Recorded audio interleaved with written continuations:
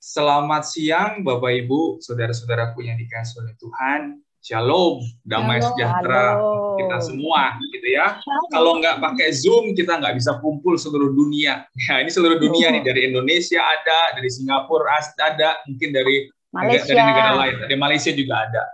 Ini pesonanya Romo Erwin luar biasa ini, sampai dunia ini. Dan hari ini hal yang luar biasa lagi adalah saya terharu sama Cituti, walaupun Romo dalam situasi kedukaan, Romo tetap mau bersama dengan kita semua. Kita berikan tepuk tangan untuk Tuhan untuk Romo. Ya, ini luar biasa banget gitu ya. Tadi jujur tadi aku udah prepare loh. Aku udah prepare. Karena waktunya nggak mungkin, jadi nggak apa-apa kan. Artinya tidak mengejar apapun. Oke, thank you Romo. Ya. Dan hari ini PD-nya sedikit berbeda ya Tante Mary, Cituti, saudara-saudara Bapak Ibu yang dikasih, sedikit berbeda karena kita ada talk show nanti. Ya, makanya saya juga diminta untuk memoderatori atau mendampingi nanti acara talk show tersebut. Nah, diawali dengan temanya hari ini keluarga, tema keluarga, dan temanya cukup menarik, STSM ya Romo ya, semakin tua semakin manis. Kalau kehidupan perkawinan, Romo Eko, saya pernah dengar renungannya bagus banget. Yang namanya perkawinan itu kayak makanan.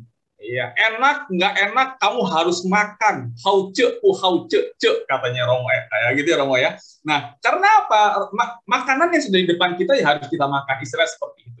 Walaupun makanannya sederhana, tapi kalau nasinya panas, pasti makanannya enak. Nah, hari ini Romo Erwin akan memanaskan perkawinan yang lagi mungkin suam-suam kuku.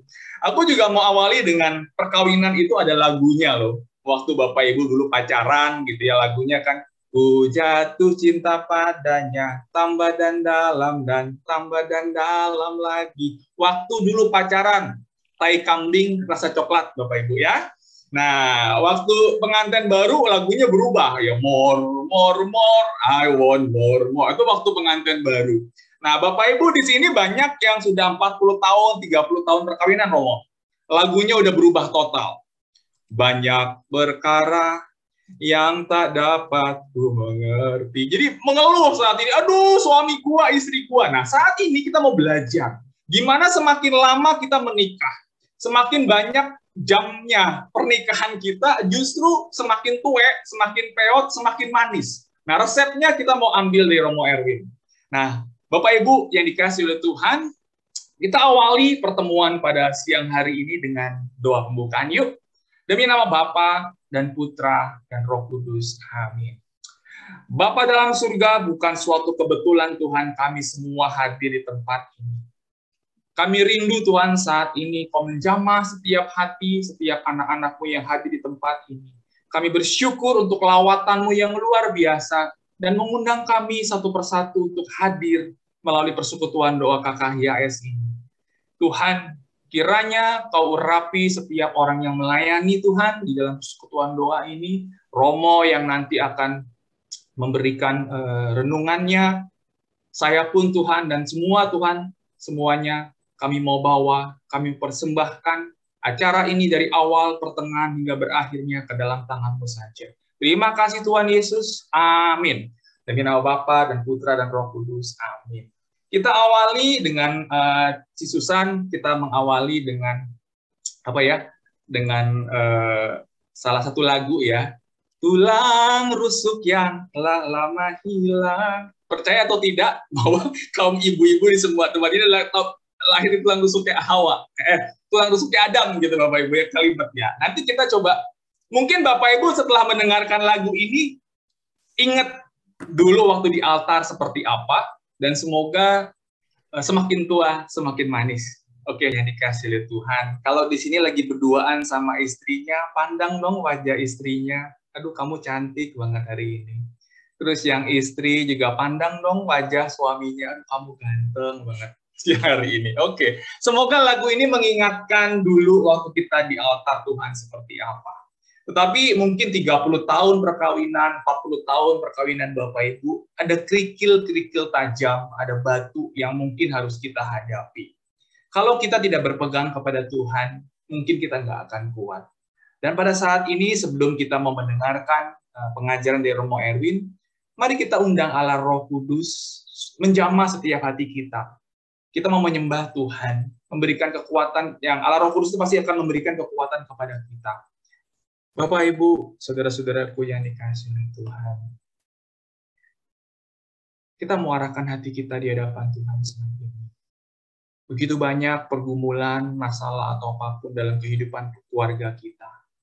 Mari saat ini kita mohon Allah Roh Kudus, Kau mau mencurahkan Roh Kudus-Mu Tuhan saat ini, memberikan kelegaan untuk semua umat yang hadir di tempat ini Tuhan, dan Kau mau menjamah setiap hati anak-anak-Mu di tempat ini.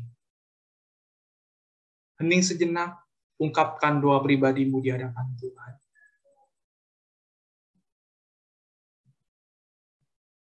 Tuhan, apabila doa-doa itu seturut kehendak-Mu, kiranya kabulkanlah doa mereka saat ini, Tuhan. Karena mereka semua, anak-anak-Mu yang hadir di tempat ini, adalah anak-anak kesayangan-Mu. Dan mereka sungguh berharga di hadapan-Mu, Tuhan. Dan sebentar lagi kami rindu, Tuhan, ingin mendengarkan kebenaran daripada firman-Mu. Tutup bungkus Romo kami, Romo Erwin Santoso, NSF, Tuhan, yang akan memberikan pengajaran mengenai gimana cara membina keluarga yang baik, Tuhan Yesus. Kami mau persembahkan Romo dan semua sahabat-sahabat kami yang hadir ke dalam tangan Putra-Mu terkasih, Tuhan kami Yesus Kristus, Tuhan dan Juru Selamat kami. Amin. Untuk tidak membuang waktu, kami persilakan Romo kami yang luar biasa, Romo Erwin, untuk memberikan pengajaran kurang lebih 45 menit sampai 60 menit, Romo. Setelah itu kita tanya jawab ya, Romo. Thank you. Oke, Pak. Selama pengajaran, kalau teman-teman Bapak Ibu mau nanya, biar via chat ya, via chat bisa nanti ditanyakan di akhir, gitu. Thank you. Silakan, Romo. Ya. Terima kasih Alex, terima kasih Bapak Ibu semuanya, saudara-saudari yang dikasihi Tuhan, Shalom. Hari ini kita akan membahas mengenai satu tema perkawinan pada umumnya, tetapi kita minta, salah satu permintaan kita adalah semakin tua, semakin manis. Ya, ada orang yang kalau diajak ikutan retret ini, itu agak ogah-ogahan, habis ada kata tuanya sih gitu. Sebetulnya bukan soal tua ya, tapi maksudnya semakin tua itu kan berarti semakin, mungkin harus diganti semakin dewasa, semakin manis, tapi jadi SDSM nih, nanti dikira sumber daya manusia.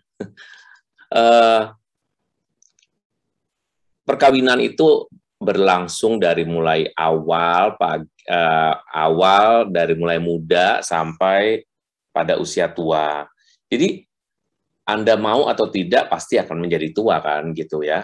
Begitu juga dengan perkawinan. Perkawinan itu tidak hanya pengantin baru, newlywed itu sesuatu yang biasa ya. Tapi Anda harus tahu bahwa perkawinan itu tidak lagi new dan tidak lagi muda, tidak lagi young, tetapi beranjak menjadi perkawinan yang dewasa. Nah, seiring dengan perkawinan yang dewasa itu ternyata gitu ya, perkawinan itu ternyata tidak selalu baik-baik saja gitu. Dan semakin tua justru semakin bonyok gitu ya. Bonyok dalam arti ada aja masalahnya yang muncul, ada aja yang diributin ya, atau ada aja hal-hal baru yang ditemukan dan itu yang membuat orang-orang yang menikah ini tidak nyaman lagi. Nanti kita akan melihat bahwa sebetulnya semua perkawinan itu begitu adanya. Semua perkawinan itu akan masuk dalam fase atau tahap, misalnya menjadi biasa, tahap flat gitu ya, atau nanti juga tahap kebosanan, nanti tapi tahap penyadaran dan balik lagi menjadi tahap mencintai. Nah, untuk sampai ke tahap itu orang harusnya bersama-sama dengan Tuhan untuk membuat perkawinannya menjadi berdaya. Kenapa saya bilang bersama-sama dengan Tuhan? Sebetulnya banyak hal yang dalam perkawinan itu menjadi tidak mungkin ya. Itu mungkin gara-gara Tuhan loh. Contohnya ya, kalau pasangan itu bersalah, maka kita harus mengampuni. Nah, mengampuni itu kualitasnya Tuhan sebetulnya.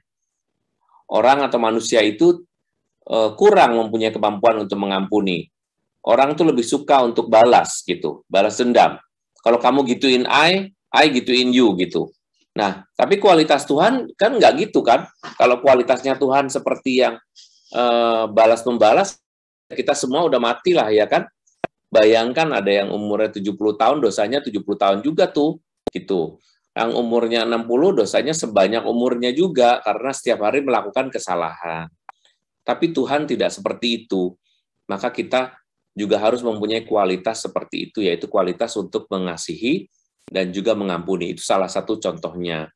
Nah, mengelola sebuah perkawinan itu juga bukan berarti mengandaikan ya ntar gimana ntar gitu, atau gimana nanti aja deh, ntar juga bener sendiri. Enggak ya. Rupa-rupanya perkawinan itu harus dipelajari sejak awal dan harus disadari bahwa kita itu hidup bersama dengan orang yang sama. Saya itu kalau menikahkan orang ya, sebetulnya saya nggak pernah menikahkan orang sih, karena yang menikahkan itu adalah dirinya sendiri dengan pengucapan saya menerima engkau dalam hidup dan dalam untung dan malang, dalam sehat dan sakit. Itu kalimat itu yang menikahkan. Tetapi kalimat itu dalam arti tertentu disahkannya oleh saya, oleh kami para romo gitu. Nah, kalau menikahkan orang itu kadang-kadang saya tuh suka pengen ngasih tahu mereka, kamu tuh udah siap belum sih gitu. Yakin kamu sehidup semati sama dia loh gitu ya. Sehidup semati dalam arti selama-lamanya loh dengan orang ini loh. Yakin kamu gitu. Pengennya saya ngomong begitu menyadarkan, cuma bayangin ya kalau orang baru nikah disuruh ngomong yakin kamu, ya pasti yakin lah. Orang dia udah melalui tahap kanonik, melalui tahap penyelidikan, mungkin ada pre-marriage counseling, atau bahkan mengikuti kursus perkawinan dan sebagainya, dan itu pasti sudah merupakan bahan-bahan baku untuk menjadikan perkawinan di usia muda itu menyenangkan. Cuma kebanyakan perkawinan itu tidak menyadari bahwa orang yang dicintainya itu akan berubah gitu ya, dan orang yang dicintainya itu akan tidak selamanya begitu. Yang baik itu akan berubah, benar-benar berubah. Yang paling pasti berubah adalah fisik ya kan. Nah, yang lebih pasti lagi berubah adalah soal kekuatannya. Yang berubah juga adalah sifat-sifatnya bisa berubah. Dan masih banyak hal lain lagi yang sebetulnya berubah. Berubah menuju kepada ketuaan dan kemudian nanti kepada ketiadaan. Ya kebetulan hari ini saya juga mengalami situasi yang sama, tetapi dengan sukacita saya menyampaikan kepada Anda semua. Ayah saya dipanggil Tuhan tadi pagi, jam 2:10, tetapi itu menandakan bahwa Papa dan Mama saya itu sudah menjalankan apa yang sedang saya sampaikan kepada Anda nih, itu. Sehidup dan semati mereka. Artinya, Mama saya bisa setia pada Papa saya, demikian juga Papa pada Mama saya. Saya mau cerita sedikit ya, mungkin supaya Anda tidak, supaya agak nyambung sedikit. Jadi Papa saya itu sudah sekitar hampir ya sebetulnya kalau ditambah dengan COVID-nya pada bulan Oktober itu sudah persis 1 tahun. Dia pernah kena COVID selama 2 minggu lalu sembuh, tapi kemudian kondisinya jadi kurang baik kesehatannya, tapi ya benar-benar bisa sehat lagi ya, tidak COVID-nya udah hilang. Terus kemudian pada bulan Maret kena lagi, dan itu adalah operasi pengambilan tumor ganas di ususnya seberat 2,5 kilo, dan kemudian setelah itu di rumah sakit 3 minggu, pulang, bisa balik lagi, dan sebagainya. Itu terjadi di bulan Maret. Lalu kemudian bulan September kemarin, sekitar minggu ketiga, Papa saya masuk rumah sakit lagi, untuk dioperasi lagi di lubang karena ada masalah di ginjalnya yang sudah terkena kanker ganas. Kankernya sudah stadium lanjut dan Papa saya tidak bisa di kemo, sehingga memang menyerahkan kepada Tuhan. Mama saya berproses supaya bisa menerima ini, lalu Papa saya juga agak lama, karena sudah hampir setahun juga begitu dalam kondisi seperti ini tuh udah hampir 8 bulan ya, dan Akhirnya di Rumah Sakit Karolus tadi pagi dipanggil Tuhan. Tapi satu hal yang saya pelajari dari mereka adalah papi saya itu tanggung jawabnya sebagai orang tua itu tidak pernah berubah. Sebagai laki-laki tidak pernah berubah. Sebelum dia terkena stroke ringan yang menyertai pasca COVID itu dia terkena stroke ringan, kemudian suaranya suaranya hilang ya, sehingga ada suara tapi ya seperti gitu-gitu aja, tapi bisa ngomong, cuma suaranya yang nggak bagus. Satu hal yang diingat oleh papi saya adalah kalau ketemu mami saya dia selalu ngomong, udah makan belum? Jangan lupa tidur. Sampai kemarin dia udah setengah sadar pun ya, sebetulnya setengah koma sih sebetulnya. Ya, itu yang diingat kalau mami saya datang tuh gitu. Tangannya tuh selalu suruh pulang, maksudnya suruh pulang tuh suruh tidur, istirahat, udah makan belum, tuh selalu. Jadi saya melihat bahwa saya bersyukur bahwa ketika saya mengajar para pasutri yang lain seperti sekarang ini, orang tua saya sudah menjalankan kehidupan itu. Bukan sombong dan juga ini penuh syukur saya sampaikan, tapi mami saya nggak pernah mengalami persoalan yang amat sangat berat. Sehingga kami nggak pernah melihat tuh ada omongan kasar gitu di rumah tuh nggak pernah ya, sama sekali nggak pernah sejak kami kecil. Jadi mereka menghindari itu. Mereka tuh teman sejak SMP sampai kuliah di Atmajaya. Jadi kalau dihitung-hitung pertemanannya tuh 80 dikurangi 15 tahun, itulah 65 tahun bersama. Jadi yang dibilang semakin tua semakin manis tuh menurut saya bisa dikenakan pada mereka, perfectly bisa dikenakan gitu. Nah kalau saya lihat bahwa perkawinan itu tidak begitu mudahnya ya, mungkin Anda mendengar ceritanya, oh kalau gitu Romo Erwin orang tuanya oke-oke aja nih, enggak juga ya, enggak juga. Mereka, papa saya itu kan orangnya slow modelnya, slow dan diam. Lalu kemudian mama saya orangnya cepat, produktif, cepat apa masak juga maunya cemplang-cemplung, dia nggak suka kalau yang lipet-lipet, roll-roll itu dia nggak suka. Nah, kalau papi saya apapun itu dia kalau ngelihat buah-buahan nggak dimakan gitu ya, dia kupasin, lalu dipotong-potong. Nanti jadi mama saya anak-anaknya makan dari kupasan-kupasan itu. Tetapi di rumah satu-satunya tukang masak dan masakan itu adalah masakan mami saya. Nggak pernah makan dari luar ketika saya masih di rumah ya. Dan sampai hari ini berarti itu. Dan seluruh orang rumah itu dicukur sama mama saya. Jadi memang kami itu keluarga yang tradisional banget. Kalau dilihat dari situ, maka sekali lagi saya melihat bahwa kehidupan keluarga kami itu biasa. Tetapi bahwa mami kadang-kadang kurang bisa sabar, itu ya makin tua, papi saya juga kadang-kadang juga suka dalam arti tertentu tuh suka sensi. Cuma dia karena diem, jadi sensinya tuh kelihatan ya, diem aja. Tuh, digituin aja, diem deh, mami saya paling melihat gitu. Jadi, perjalanan itu saya lihat, saya perhatikan kalau saya pulang ya, bahwa kehidupan perkawinan yang paling dekat sama saya ya kehidupan perkawinan orang tua saya kan. Saya memperhatikan perkawinan orang lain tuh jelek semua soalnya, mohon maaf. Yang datang sama saya itu perkawinannya 100% jelek, bukan hanya 99%. Karena yang datang sama saya pasti konseling gitu. Untungnya yang penting adalah keluarga saya sendiri itu perkawinannya sangat baik. Dan mereka sampai detik papa saya dipanggil Tuhan pun hubungannya sangat baik. Jadi puji Tuhan itu. Nah, maka bagaimana caranya kita bisa mempertahankan itu? Bagaimana caranya bisa membuat perkawinan kita menjadi menyenangkan? Mungkin ada di antara Bapak, Ibu, Om, dan Tante di sini ya, atau saudara-saudari yang perkawinannya mungkin tidak terlalu baik, merasa bahwa aduh itu mimpi banget Romo, kalau sampai kayak gitu Romo, kami itu udah nggak berantem aja udah bagus, kalimatnya aja kasar mulu tiap hari misalnya. Oke, itu sesuatu yang harus diperjuangkan. Saya ingin masuk sekarang dalam presentasi supaya paling tidak Anda bisa melihat juga menyaksikan apa yang ingin saya sampaikan.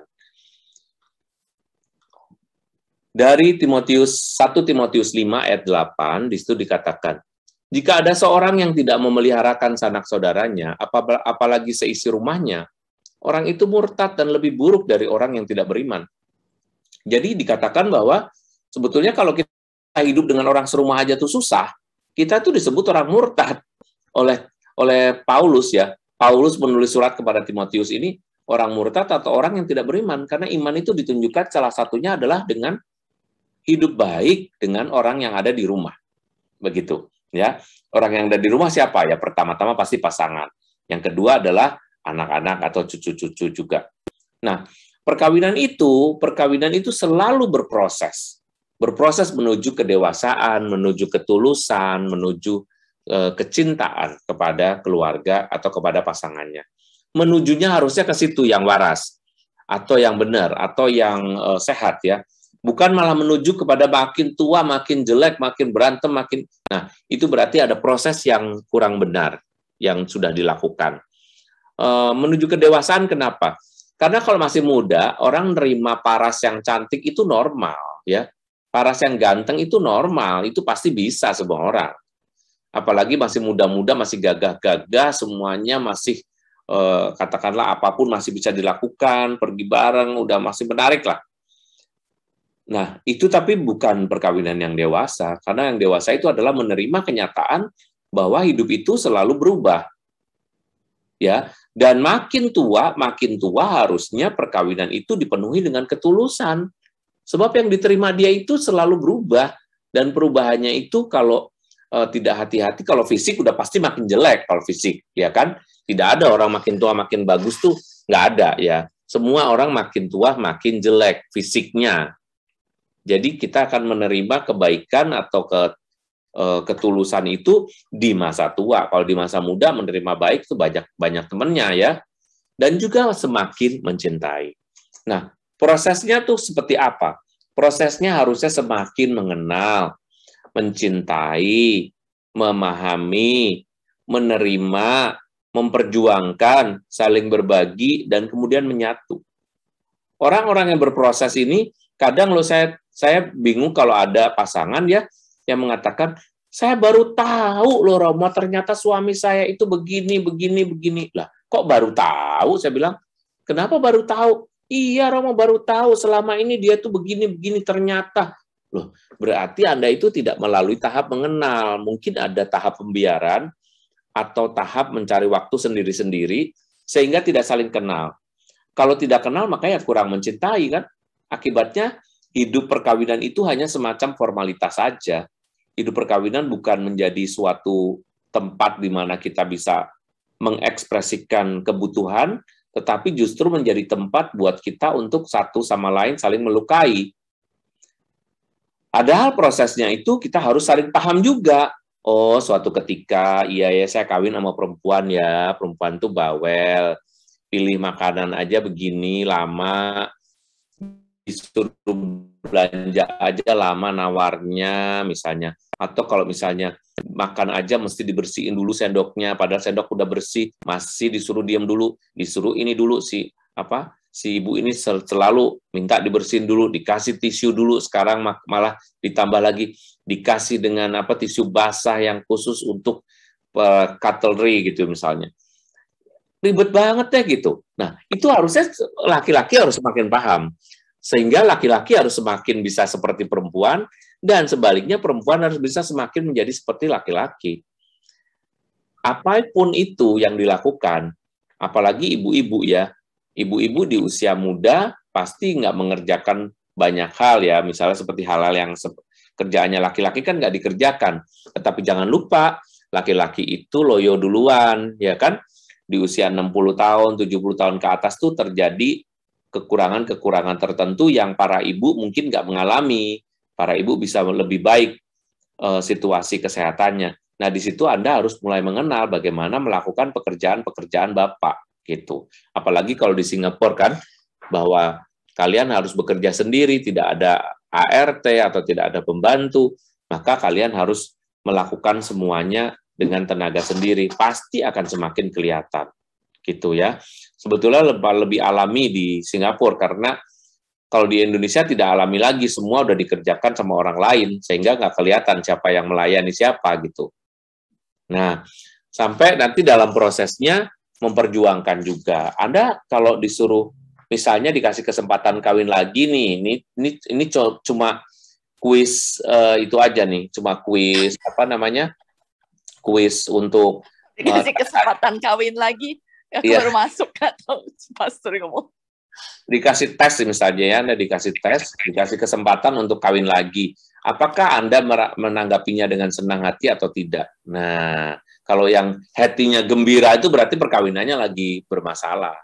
Tapi kalau hatinya enggak lah, ini aja apa namanya, ini aja udah cukup gitu. Tapi yang ketiga lebih parah lagi, enggak malas, yang ini aja udah repot, dua lagi lebih repot lagi, misalnya kayak gitu ya. Nah, yang benar adalah Anda nggak perlu mencari, ini aja sudah cukup buat saya. Nah, kalau jawabannya itu Anda aman. Tapi kan kalau misalnya berandai-andai kan bisa jadi, aduh seandainya dulu aku nggak kawin sama dia, kawin sama yang jago main catur tuh, udah deh, kawin sama yang dulu jago main basket tuh pasti udah ini, kawin dulu. Jika itu nggak berarti sama sekali, itu nothing ya. Jadi Anda itu bermimpi sesuatu yang impossible. Menikahi orang yang dulu Anda cintai tetapi nggak jadi kawin sama dia itu sama juga dengan pungguk merindukan bulan, nggak mungkin. Ya, nah penemuan di jalan yang kita ingat itu apa sih sebetulnya? Yang kita temukan sementara kita berjalan. Nah, sementara orang dalam perjalanan pernikahan, yang ketemu adalah apa? Dia menemukan adanya perubahan-perubahan. Ya, life is changing. Kehidupan itu selalu berubah. Ada yang tadinya begini menjadi berubah begitu, ada yang tadinya diam menjadi berubah makin cerewet, ada yang tadinya cerewet malah makin pendiam. Misalnya seorang suami ya, yang tadinya kalau makan nggak sedang diocehin sama istrinya, udahlah kamu kalau makan bisa nggak aku makan sendiri, bisa nggak kalau kamu nggak usah nemenin, misalnya gitu. Itu nggak pengen ditemenin, tapi ketika udah tua nih, bisa jadi tuh si lakinya itu pengen ditemenin, lakinya itu pengen apa? Ditemenin sama istrinya karena kebutuhannya dia untuk ditemani. Nah, ketika itu si istri nggak siap karena udah tiap hari biasa makan sendiri, itu bisa jadi persoalan yang lumayan berat. Kamu ngapain sih minta tolong saya nemenin segala begini, tumben misalnya. Lalu si suami bilang, disuruh suami suruh nungguin makan aja nggak mau. Kamu memang udah nggak sayang sama saya. Ya bukan gitu, ini cuma nggak biasa aja kamu selama hidup udah 35 tahun, 37 tahun, 40 tahun, kamu nggak pernah tuh minta aku makan bareng, makannya selalu sendiri, katanya bebas kalau kamu makan sendiri dibandingkan dengan makan sama saya dicerewetin. Kenapa sekarang minta ditemenin? Wah, lakinya makin sensi lagi. Kenapa sih kamu mesti ngomong begitu?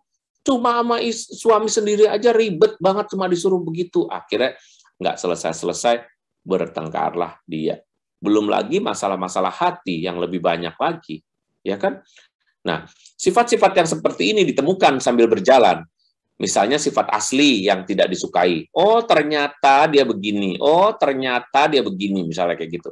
Nah, ternyata ini tidak semuanya disukai juga gitu. Atau keputusan-keputusan dari pasangan yang tidak diharapkan ternyata dibuat oleh dia. Atau yang paling mungkin, yang paling pasti adalah penurunan kualitas fisik. Ya, penurunan kualitas fisik ini macam-macam. Tiba-tiba sakit ini, tiba-tiba susah itu, atau mungkin penurunan gairah seksual yang tadinya waktu muda itu mungkin lebih sering melakukan, lebih sering bermesraan, tiba-tiba di usia tertentu, kok sekarang jadi 2 minggu sekali? Kok sekarang jadi 3 minggu sekali? Ini udah 6 bulan belum loh. Lama. Ya memang begitu Bapak Ibu, Anda itu mendekati usia tua pasti akan makin berkurang jumlahnya. Ya, jadi itu sudah hukum alam, nggak mungkin bisa sama seperti pada saat muda. Mungkin kemauannya masih pengen kayak muda ya, tapi kemampuannya pasti mengikuti kualitas fisik itu. Setiap pasutri juga menurut rumusan semakin tua semakin manis, itu membutuhkan rekonsiliasi. Kenapa? Karena semua orang termasuk pasangan juga bisa membuat suasana tidak nyaman atau bisa melakukan dosa bahkan. Ya, dosanya mulai dari yang paling sering itu adalah dosa marah-marah ya, atau dosanya adalah dosa mengumpat, atau dikit-dikit ngomong cerai, atau yang lebih sering lagi dosanya adalah dosa selingkuh, misalnya gitu, ya. Nah, dosa-dosa ini bisa dijadikan kesempatan untuk pasutri saling menerima melalui proses rekonsiliasi atau pengampunan. Dan itu biasanya kalau dalam retret semakin tua semakin manis tuh dilakukan tuh, misalnya dengan pembasuhan kaki, dengan minta maaf, dengan pengucapan kata-kata yang manis gitu, supaya apa? Supaya komunikasi bisa terjalin lagi dan hubungan bisa diperbaiki. Nah, soal komunikasi ini juga sesuatu yang harus dipertahankan dalam kehidupan perkawinan. Balik lagi ke presentasinya ya. Nah, dalam hidup perkawinan, komunikasi ini biasanya kami bahas supaya apa? Supaya di antara pasangan itu punya sistem komunikasi yang baik. Kalau komunikasinya itu sistem karateka itu berarti sistem tangan kosong, ya. Barangkali merasa baik, tapi sebetulnya tidak baik. Misalnya kalau ngomong selalu keras, ya udah ambil itu, ambil, misalnya bahasanya begitu. Intonasinya naik terus sehingga orang merasa tidak dicintai hanya karena perubahan intensitas maksudnya perubahan intonasi dan juga perubahan nada dari pasangannya. Maka perlu dibangun komunikasi. Komunikasi salah satunya adalah dengan berbicara, dan hal lain yang sama dengan itu adalah dengan mendengarkan. Itu yang biasanya dilatihkan supaya kehidupan semakin tua itu tetap semakin manis. Dan di antara itu, iman adalah penguat di antara pasangan suami istri. Kalau saya bilang nih, sebetulnya roh-roh apa sih yang diperlukan oleh orang-orang yang menikah? Nah, rohnya itu adalah roh kesabaran, udah paling sering tuh harusnya ya. Roh kejujuran, roh pengertian, roh pengendalian diri, dan roh cinta kasih. Roh kesabaran kenapa? Karena Anda menghadapi keterbatasan. Anda sendiri makin terbatas, melihat pasangan terbatas, melihat anak-anak juga terbatas, dan semua orang mempunyai batas, maka Anda harus diberi kesabaran. Cuma sayangnya kesabaran itu diucapkan hanya untuk mengucapkan condolence. Seperti ini banyak orang yang mengucapkan kepada saya nih sekarang ini, Romo Erwin turut berduka cita ya, yang sabar ya Romo. Loh, sebetulnya kata yang sabar itu sih kurang tepat. Kenapa saya harus sabar ya? Sebetulnya yang teguh, yang tetap percaya ya Romo, misalnya gitu ya. Daripada yang sabar. Yang sabar harusnya itu siapa? Yang sabar ya yang punya pasangan, ya, bukan kepada saya. Karena Anda yang berhadapan dengan orang lain dan Anda harus sabar. Dan kemudian roh cinta kasih itu perlu diminta dari Allah ketika Anda berdoa kepada Roh Kudus. Cinta kasih itu mencakup keluarga termasuk anak-anak dan orang tua. Biasanya untuk membahas ini dibahas juga bagaimana cinta kasih di antara pasangan suami istri itu digabungkan dengan masalah anak-anak. Bahwa anak-anak itu akan pergi meninggalkan orang tuanya dan akan hidup sendiri atau akan hidup dalam keluarganya yang baru, itu benar. Tetapi selama anak-anak berada di rumah, anak-anak itu termasuk dalam concern dari pasangan yang menikah. Bisa jadi masalah itu menjadi masalah yang rumit. Kenapa? Karena misalnya suami dan istri bertengkar, lalu mencari aliansi dengan mengambil anak-anak misalnya. Yang paling sering memakai cara itu adalah ibu-ibu. Mulai ngerumpi-ngerumpi sama anaknya. Lihat tuh papahmu, lihat tuh bapakmu kayak gitu tuh kelakuannya. Lihat tuh kayak gitu. Tuh, apa pantes tuh papa kok kayak gitu. Kamu lihat sendiri kan? Kamu lihat kan kayak gitu kan nih. Bukan mama yang salah loh, kayak gitu ya. Nah, akhirnya anaknya kemakan. Anaknya jadi ikut-ikutan gitu. Itu satu. Yang kedua adalah permasalahan yang muncul dari si anak sendiri. Muncul dari si anak misalnya ya. Misalnya anak bermasalah karena dia sendiri mempunyai luka batin dengan papa mamanya, atau mungkin anak-anak juga mempunyai kenakalan sendiri, dia menghamili anak orang, entah dia hamil ya kan, entah mungkin dia nggak lulus sekolah, entah apa, entah narkoba, itu termasuk masalah yang dipikirkan oleh orang tua, sehingga kalau itu terjadi semakin tua semakin runyam, bukan semakin manis. Maka kita harus perhatikan bagaimana anak-anak menentukan kebahagiaan orang tua di usia lanjut, usia tengah maupun usia dewasa biasa. Nah, komunikasi yang baik itu merupakan jalan yang sederhana yang ampuh untuk membuat yang tua tetap manis. Kami selalu mengusulkan komunikasi yang terbaik supaya makin manis ya. Efesus 4 ayat 25. Karena itu, buanglah dusta dan berkatalah benar seorang kepada yang lain, karena kita adalah sesama anggota. Jadi, sebetulnya untuk membuat suatu perkawinan itu menjadi perkawinan yang manis, semakin tua menjadi semakin manis, perlu kejujuran. Nah, untuk hal yang ini nih Anda harus bertanya pada dirimu sendiri. Bahkan kalau jujur ya, saya ingin menyampaikan nih, yang datang sama saya sering bilang begini, Romo, sejujurnya sih, saya kan tahu kami selalu bermasalah, ada aja berantemnya, ada aja ininya Romo. Jadi saya itu buat account bank sendiri Romo. Jadi saya itu punya ini sendiri, account sendiri. Dia suami saya nggak tahu atau istri saya nggak tahu account saya berapa. Tapi yang penting saya nggak aneh-aneh. Cuma saya nggak kasih tahu dia, habis daripada ketahuan nanti rempong katanya, repot. Oke. Nah, kalau mulai dengan ketidakjujuran, akhirnya nanti merembet-merembet ke hal-hal lain juga tidak jujur. Beli apa nggak jujur, ketemu siapa nggak jujur. Buat apa suatu perkawinan begitu mana bisa manis, ya kan? Nah, dari 1 Petrus 3 ayat 8. Dan akhirnya, hendaklah kamu seia sekata, seperasaan, mengasihi saudara-saudara, penyayang dan rendah hati. Orang-orang yang mampu seia sekata itu bukan berarti dia tidak punya pendapat loh. Dia punya pendapat, dia mau berpendapat, tetapi di kali ini pendapatnya itu ditoleransi dulu. Udah deh, nggak usah dulu deh, ntar aja. Buat dia dulu, gitu. Jadi itu yang dikatakan sebagai seorang yang mau seia sekata.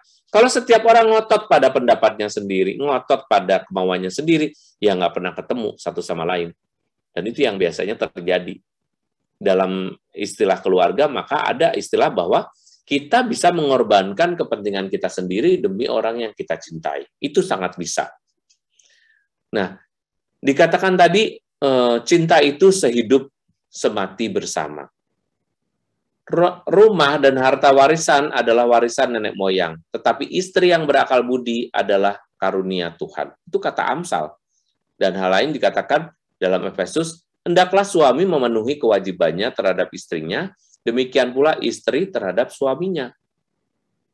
Anda harus tahu bahwa Anda satu sama lain itu sebagai pembangun hidup rohani dan hidup suami istri yang terbaik ya. Anda bukan orang yang sembarangan dan Anda dipilih benar-benar untuk keselamatan keluargamu. Nah, kebanyakan orang kan nggak kayak gitu kan. Kalau yang saya temui biasanya kalau lagi ada masalah, apa yang dilakukan? Ngadu ke orang lain, bilang, ini tuh karena suami saya begini, aduh sudah capek deh aku deh sama suami saya, dia selalu begini, selalu anu. Kalau dikasih tahu juga begini, anu. Seolah-olah buang sampah nih sama orang lain. Lain kalau buang sampahnya sama konselor ya, itu memang bidangnya. Tapi kalau Anda ngomong sama pasangan orang lain, terus pasangan itu akan merasa apa? Paling merasa kasihan sama Anda, ya ilah kasihan amat kamu kawin sama orang kayak gitu. Udah, sebatas itu aja. Tetapi kan sebetulnya Anda nggak memerlukan itu. Yang Anda perlukan adalah bagaimana saya tetap menjamin kehidupan di dalam keluargaku itu tetap baik, sehidup semati bersama. Maka saya juga bertanggung jawab untuk memenuhi kebutuhan kita. Nah, saya kira Tuhan tidak pernah salah memilihkan kita pasangan. Tuhan tidak pernah salah pilih orang, ya. Yang salah adalah bahwa kita tidak mengikuti apa yang dimaui oleh Tuhan itu dan selalu menentang sejak awal. Ada yang cuma hidup perkawinannya tuh merasa, saya tuh dulu dijodohkan, Romo, makanya saya kayak gini. Tolong bantu saya, Romo, gimana keluar dari perjodohan. Loh, kok perjodohan dong, sudah punya cucu, kok ngomong perjodohannya sekarang? Ya terlambat dong, ya kan? Masa seumur-umur cuma ngomong, saya tuh dulu salah, saya sebetulnya nggak mau kawin sama dia, pacar saya tuh gini. Umurnya sudah 59. Dia ngapain mimpi? Mendingan diterima aja apa yang sudah ada, teruskan kehidupannya. Barangkali dengan itu kita bisa menjadi lebih baik. Semoga inspirasi kecil ini bisa membawa kita pada pemahaman lebih baik. Tuhan memberkati. Saya kembalikan pada Alex. Thank you Romo untuk pemaparannya yang luar biasa ya, resep-resepnya, tips-tipsnya gitu ya. Memang nih Romo kayaknya bakal ada banyak yang tanya jawab nih Romo ya, karena saya sudah dapat insight gitu ya. Kayaknya nanti yang nanya banyak nih. Saya mau nanya nih Romo, saya dimulai dengan pertanyaan dari saya deh gitu ya. Kemarin saya juga kepikir-pikir begini. Kan pandemi ini lu lagi ya Romo ya. Oh ya LG ya, lu lagi yang dulu mungkin suami istri jarang ketemu, sekarang ketika pandemi ini work from home, jadi suami istri itu ketemu terus, yang ujung-ujungnya ribut dan sebagainya.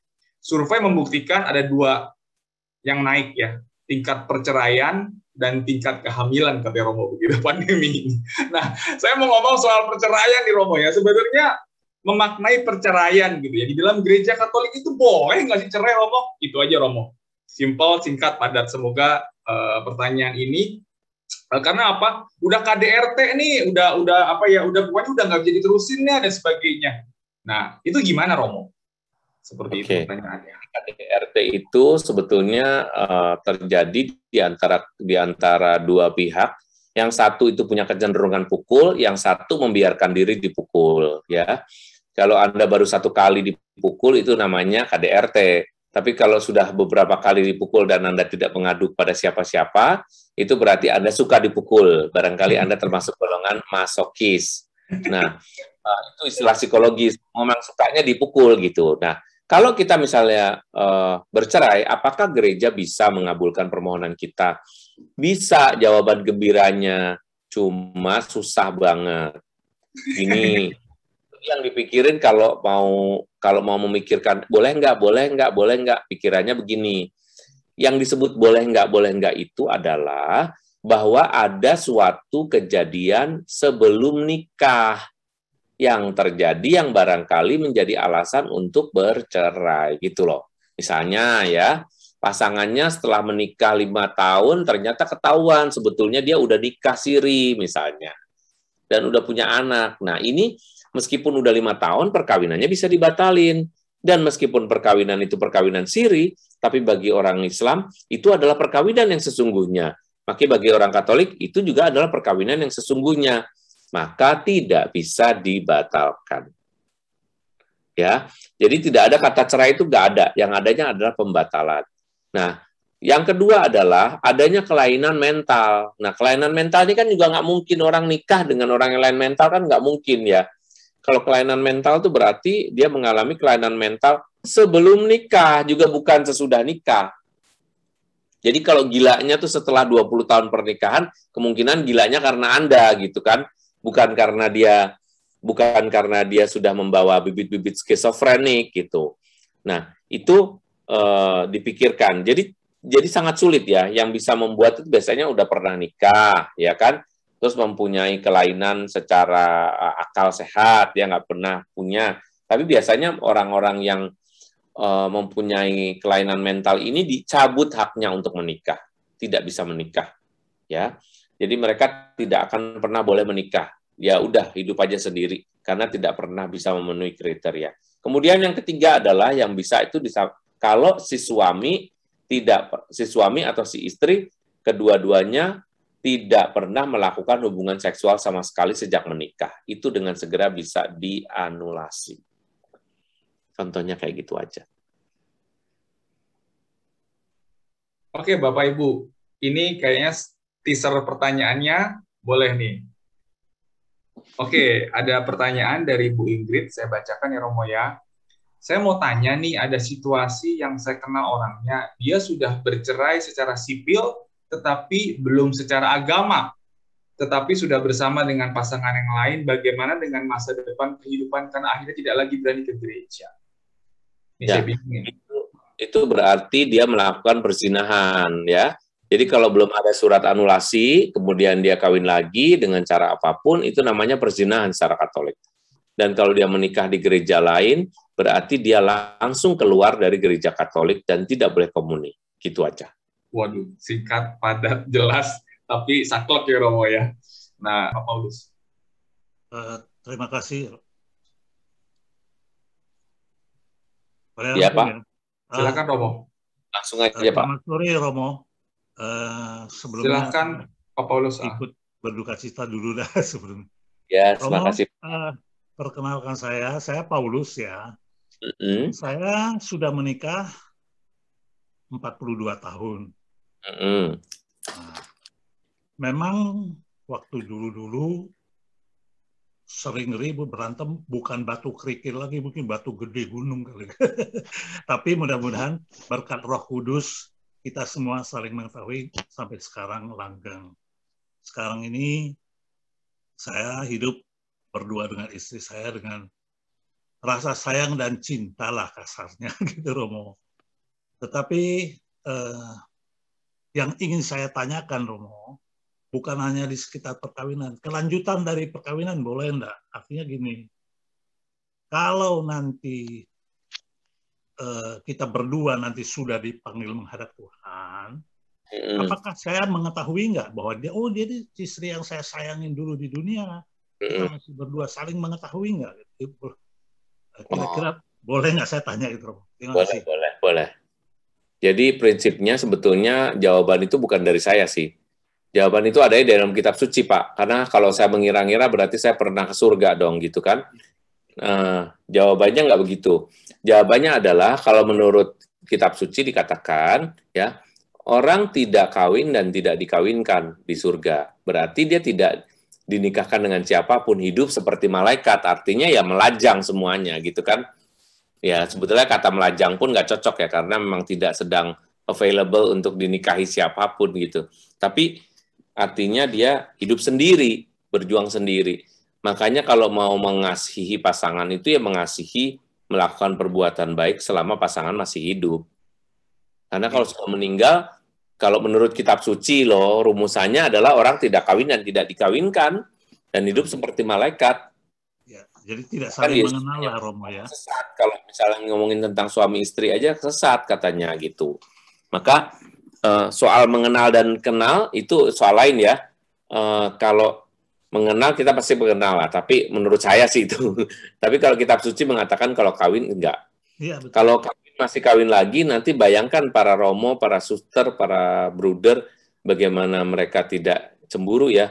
Wih, mereka masih melanjutkan keluargaan di sini, kami aja udah dari dunia nggak berkeluarga, sini masih nggak berkeluarga lagi, masih harus ingin lagi, misalnya kayak gitu. Tapi ini bercanda sih. Ya, gitu. artinya saya tidak, bukan kita kawin lagi, tidak. Hanya mengenal. Oh ya, dulu teman. Kalau mengenal, saya kira orang yang sama mengenal.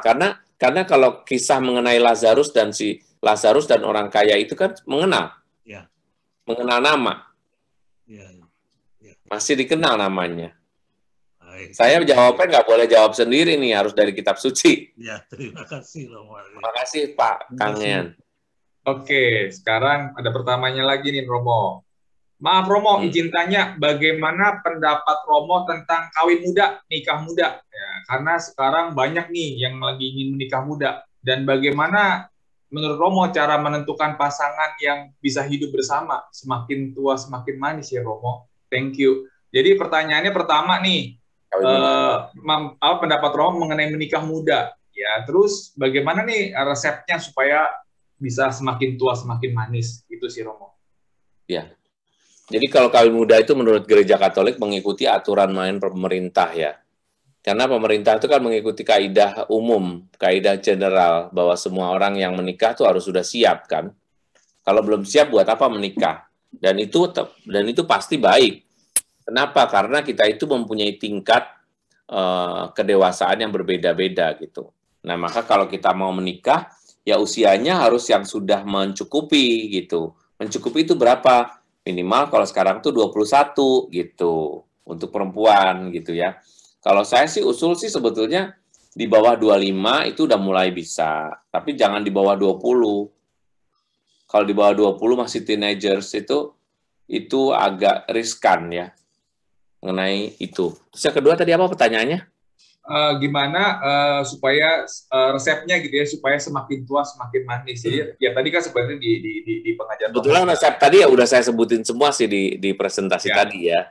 Rekonsiliasi, komunikasi, lalu memahami, ikutan berproses, memiliki iman yang baik bersama itu. Oke. Ini ada pertanyaan lagi yang bagus. Boleh saya tanya? Ada pertanyaan? Boleh, Pak. Boleh, silakan. Saya ada 2 pertanyaan, Romo. Bapak boleh menunjukkan videonya? Ya, gimana Pak? Saya ada 2 pertanyaan. Boleh.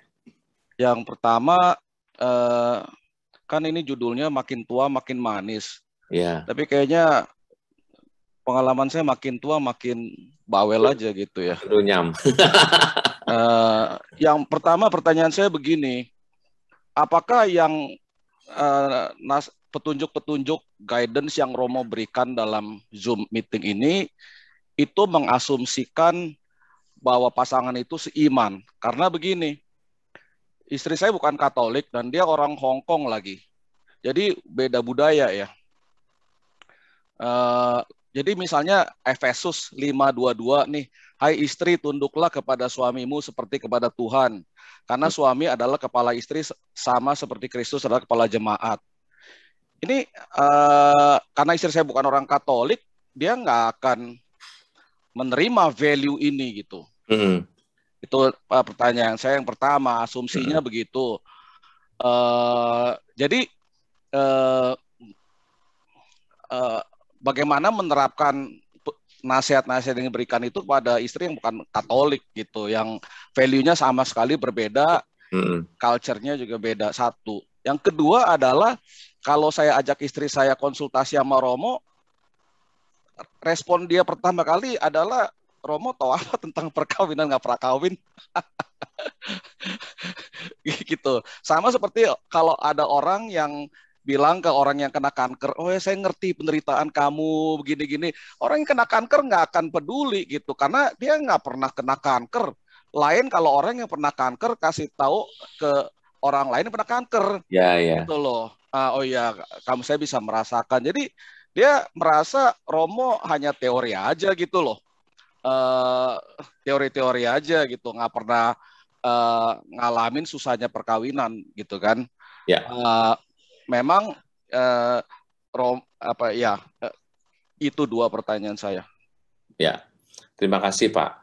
Bagaimana menerapkan value kepada pasangan yang tidak Katolik?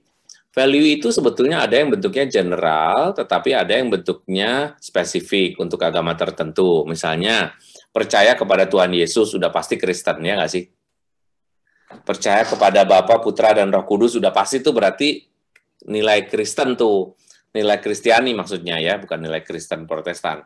Nilai Kristiani. Tetapi ada hal-hal tertentu yang sifatnya general, tidak hanya Kristiani. Banyak itu, misalnya tentang kebaikan, kemurahan, kerendahan hati, penguasaan diri, cinta kasih. Itu kan sesuatu yang bersifat general ya. Sehingga Bapak hanya tinggal mengganti kalimatnya dengan tidak usah menyebutkan itu menurut ayat ini begini. Gua bukan orang Katolik, lu jangan ngomong begitu. Nah, pasti kan diomonginnya begitu. Sehingga ngomonglah biasa tanpa harus mengutip, padahal itu sudah ada dalam kutipan. Misalnya dari Galatia 2, ya kan? Nah, yang kedua adalah bagaimana saya tahu bahwa Romo itu mengerti. Begini Pak cara berpikirnya. Kalau pakai rumusan harus tahu dulu, harus ngalamin dulu baru ahli, maka tidak ada dokter jiwa. Tidak ada dokter kandungan. Kenapa? Dokter kandungan kebanyakan cowok. Terus kapan dia mengandung? Terus bagaimana dia tahu? Nih sebelah sini, ibu berasa nggak sebelah sini nih? Nih berasa kan? Nah, ibu dorong, dorong. Nanti di bagian sini ibu nanti ngerasa sakit tapi nggak apa-apa, dorong. Dia tahu. Vagina pun nggak punya, ya kan? Rahim pun nggak punya. Perut pun dia nggak punya, dia tapi bisa merawat seorang ibu yang sedang melahirkan. Orang berpenyakit jiwa tidak perlu sakit jiwa. Seorang ahli jiwa nggak perlu sakit jiwa. Para psikiater itu malah kami itu dites kalau mau menjadi seorang psikolog ya. Tesnya adalah tes wajar nggak nih, normal nggak nih, gitu. Sehingga kalau tidak memenuhi target standar kenormalan itu, kami tidak akan diizinkan untuk melanjutkan kuliah bahkan gitu. Jadi soal kepercayaan sih terserah sendiri-sendiri ya, tetapi cara rumusannya begitu. Cara rumusannya adalah ya sebutin aja tadi, misalnya orang sakit jiwa orang dokter jiwa nggak harus sakit jiwa, dokter yang mengurusi kehamilan sampai bidan tidak perlu harus hamil dulu baru dia mengerti, nggak harus. Seperti saya, buktinya apa? Buktinya saya tahu apa yang terjadi. Kenapa? Karena saya berangkat dari pelajaran. Memang latar belakang saya adalah master di bidang psikologi, spesifiknya di bidang konseling. Tapi kemudian saya juga mendapatkan informasi itu dari para klien atau para tamu yang datang kepada saya. Sehingga saya nggak perlu mengalami, tetapi saya tahu bagaimana mengelola, karena ada kasus begini yang sesuai dengan pelajaran saya, dan itu jauh lebih kaya dibandingkan hanya pengalaman sendiri. Kalau pengalaman sendiri, taunya apa? Suami saya kayak begitu, suami orang lain pasti begitu juga. Karena apa? Pengalamannya sama dirinya sendiri. Atau istrinya macam begini, pasti istri orang lain juga seperti itu, karena pengalamannya dengan diri sendiri. Kalau saya enggak, saya justru lebih netral memandang suatu persoalan, karena saya tidak emosional, tidak emotionally attached kepada suatu case atau terhadap suatu event, tetapi saya bisa lebih netral ya, saya lebih tidak memihak, non-siding istilahnya, non-siding evaluator atau non-siding observer, sehingga saya bisa memberikan sesuatu yang jauh lebih adil dibandingkan dengan kalau kita membandingkan atau transference dengan diri kita sendiri. Itu rumusan yang lebih pasti itu begitu sih sebetulnya. Terima kasih. Gitu. Terima kasih. Thank you Pak Frank ya. Ini ada pertanyaan nih Pak. Romo, sorry. Mau tanya nih, kalau ini ada teman sudah menikah tapi suaminya nggak mau punya anak, padahal istrinya pengen punya anak, itu gimana mau? Bisa nggak pembatalan perkawinan? Kalau dia tidak mau punya anak dan itu dinyatakan secara verbal sejak sebelum menikah, maka boleh dianulasi. Istilahnya bukan cerai, tapi anulasi ya, pembatalan nikah. Jadi tapi kalau itu dimunculkannya sesudah nikah dengan alasan-alasan ini itu dan itu, kita cek dulu sebetulnya dia itu sudah dari awal atau barusan. Kalau dari awal berarti gagalnya di perjanjian nikahnya gitu. Oke. Makanya kalau perjanjian nikah itu saya selalu ingatkan jangan sampai lupa di bagian yang terakhir. Dan saya berjanji akan menjadi ayah yang baik bagi anak-anak yang akan dianugerahkan Allah kepada kita, atau menjadi ibu yang baik itu. Oke, Ibu Lisha Wijaya mau nanya, silahkan Bu. Shalom Romo. Makassar nih. Ya, boleh ya. Shalom, ya Romo saya mau bertanya, khusus ini kayak kursus perkawinan ya, kursus perkawinan yang di gereja ya. Apakah ada syarat tertentu? Karena saya melihat zaman-zaman now sekarang ya, itu makin kebablasan. Zaman kita dulu kursus perkawinan, yang membimbing kita kursus kan betul-betul pasangan Katolik yang banget ya tanda kutip nyari sempurna ya kehidupan Katolik. Kemudian juga ada dokter kandungan, ada dokter, ada psikolog ya, jadi ada kayak seperti 2-3 pasang. Nah, zaman sekarang ini saya lihat malah sangat kebablasan. Artinya yang membimbing kursus perkawinan, nyata-nyatanya anak-anaknya malah 1-2 yang bercerai. Dan sudah kasus lama. Yang kedua lagi, pasangan yang lain yang mengajar, justru anaknya itu masih SMP, SMA. Jadi enggak pengalaman. Jadi masih sangat-sangat muda, usia sangat muda, dan anaknya masih SMP. Jadi kalau kita combine 2 pasangan ini, rasanya untuk kategori layak, saya nyatakan tidak layak untuk membimbing kursus perkawinan. Bagaimana sebetulnya syarat untuk menjadi pembimbing kursus perkawinan ini baiknya Romo? Kursus perkawinan itu, mohon maaf, kalau di Jakarta sudah nggak ada. Jadi karena Jakarta menggunakan MRT ya, MRT itu membangun rumah tangga, itu adalah sistem facilitating. Jadi we facilitate the couples ya untuk membentuk ideal diri mereka sendiri. Jadi kami bertanya, lalu mereka akan menjawab. Jadi mereka akan lebih paham mengenai topik itu sesudah mereka menjawab di buku yang tebal.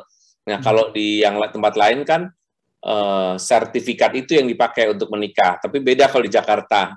Sertifikatnya nggak kepake, karena yang dipakai adalah buku MRT itu. Bukunya itu diisi penuh, jadi mereka tidak hanya mendengarkan atau memahami, tetapi mereka juga menjalankan, mengikuti, merencanakan perkawinan mereka gitu. Jadi, nah, kalau ditanya apakah harus orang yang perfect, sebetulnya sih nggak harus ya, karena apa? Karena kan mereka kan mengajar. Apakah seorang guru harus perfect kan juga enggak kan? Seorang guru yang sudah bercerai kan juga boleh aja jadi guru gitu kan. Nah, tapi kalau ini misalnya soal bagaimana mereka bisa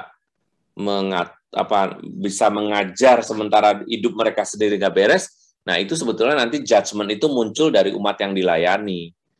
Kamu aja nggak bisa ngatur, tapi sebetulnya kan kehidupan dia, karena you hanya berdasarkan pengalaman dan juga pelajaran yang you terima, kan begitu. Kalau sekarang di Keuskupan Agung Jakarta, bahkan anak umur 25 belum menikah aja bisa bisa memfasilitasi di MRT. Kenapa? Karena bukan teaching dia, tapi facilitating. Gitu. Ya maaf, Romo, berapa kali pertemuan ini seperti ini? Karena ada buku panduannya. Oh, buku panduannya ada. Di sini ya, kami... Tapi maaf, artinya saya berapa kali pertemuan, kalau kita di sini kan masih pakai kursus 3 bulan, kursus perkawinan 3 bulan. Oh, kalau ini 2 hari. 2 hari 12 topik. Oh, 2 hari 12 topik. Itu berapa jam satu kali pertemuan, Romo? Satu kali pertemuan 8 jam. Terus bukunya kita bisa dapatkan di mana? Bukunya ada, Bu. Bukunya bisa dia beli di Obor.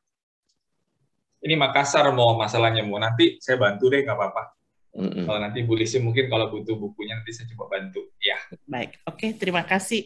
Terima kasih untuk penjelasan detailnya juga, Romo ya. Sama-sama, Bu Lisi. Oke, Bapak Ibu jangan leave dulu, semakin seru ya. Jangan lupa nanti kita mau foto bareng dan nanti akan ada berkat dari Romo Erwin di terakhir. Kita akan selesai jam 3.30 Romo.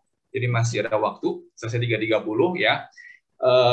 Ada pertanyaan lagi nih, Pastor Erwin, bagaimana dengan perkawinan Katolik yang bercerai karena selingkuh dan akhirnya menikah sipil saja dengan orang Katolik dan punya 2 anak dari perkawinan yang baru.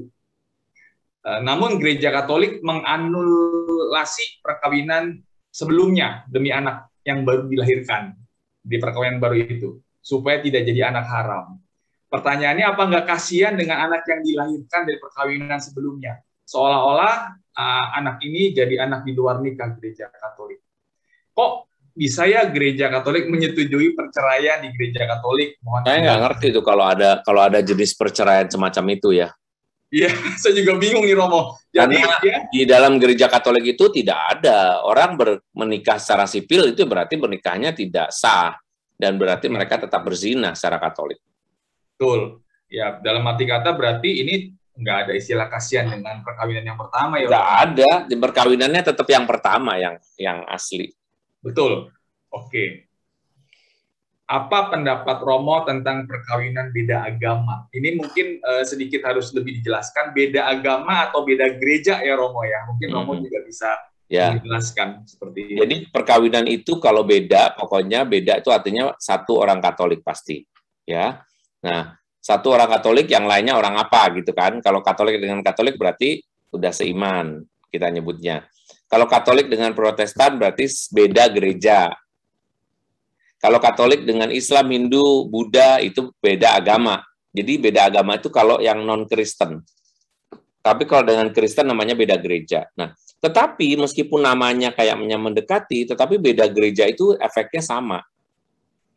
Jadi perkawinan beda agama atau beda gereja itu efeknya sama, bahwa orang Katolik itu satu-satunya yang punya peraturan tidak boleh bercerai itu cuma orang Katolik. Sehingga kalau ada perceraian di mana orang Katolik ditinggalkan oleh orang yang non-Katolik, dia lalu hidup sendiri, dia tidak bisa menikah lagi, sedangkan pihak yang non-Katolik kan bisa menikah lagi. Gitu. Efeknya sebetulnya itu. Cuma itu aja kalau soal pandangan apa ya? Pandangan mungkin bagaimana Kalau bisa jangan atau gimana Romo? Mungkin namanya Oh, udah nggak ada. cinta. Nggak bisa kalau bisa jangan tuh karena kenyataan ya.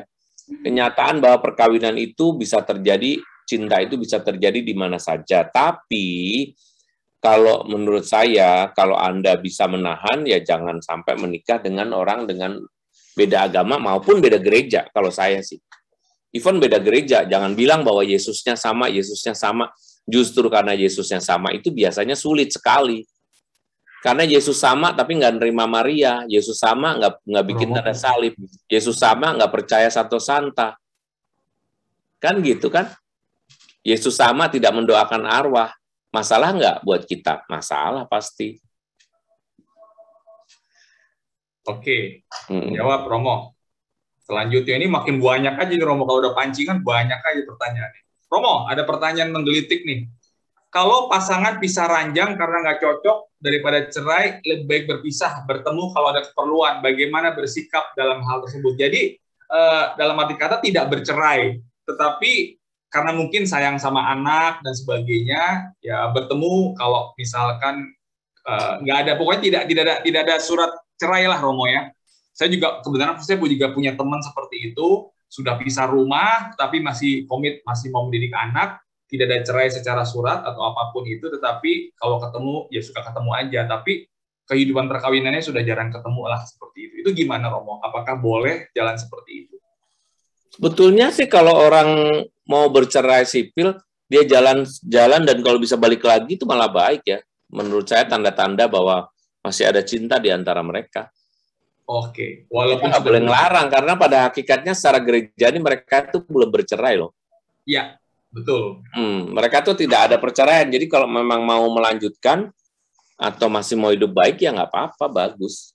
Oke, sip kalau begitu Romo. Ya ini ada pasangan yang mau menikah, calon pria pernah menikah dan sudah 5 tahun pisah rumah. Bagaimana cara gereja membantu mereka bisa menikah? Tidak bisa menikah dengan orang lain karena salah satunya sudah pernah menikah.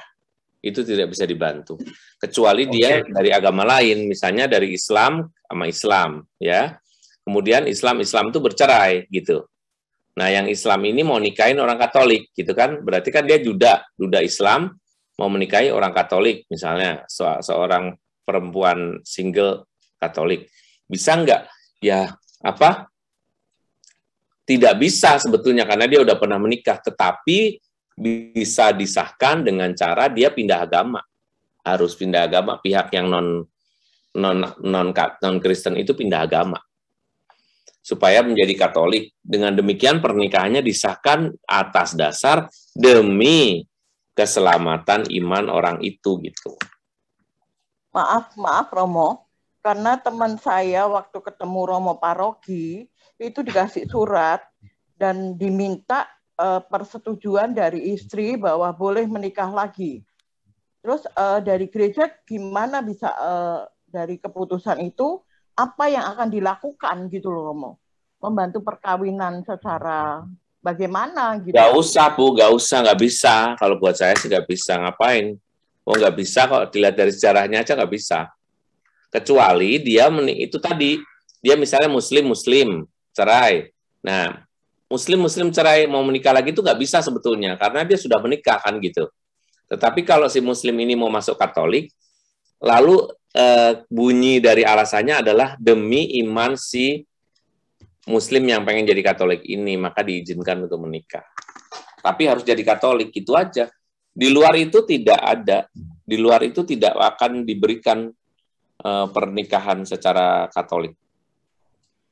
Apakah mungkin dibantu secara sipil atau bagaimana, Mo? Secara sipil, gimana bantunya? Karena gereja tidak boleh menikahkan 2 kali. Karena dari gereja itu minta bahwa persetujuan boleh kawin lagi gitu loh. Nah, dikasih enggak? Masalahnya kan itu, kalau minta kan boleh. Masalahnya dikasih apa enggak? Nah, makanya kalau dikasih, apa yang dilakukan gereja gitu loh, Mo. Lah menurut saya nggak bakal dikasih, itu aja. Nggak usah berandai-andai, itu nggak mungkin dikasih. Iya, wes. Nggak mungkin dikasih, jadi dia bohong kalau bilang dikasih. Gereja nggak bakal ngasih. Cerai itu nggak mungkin gitu ya.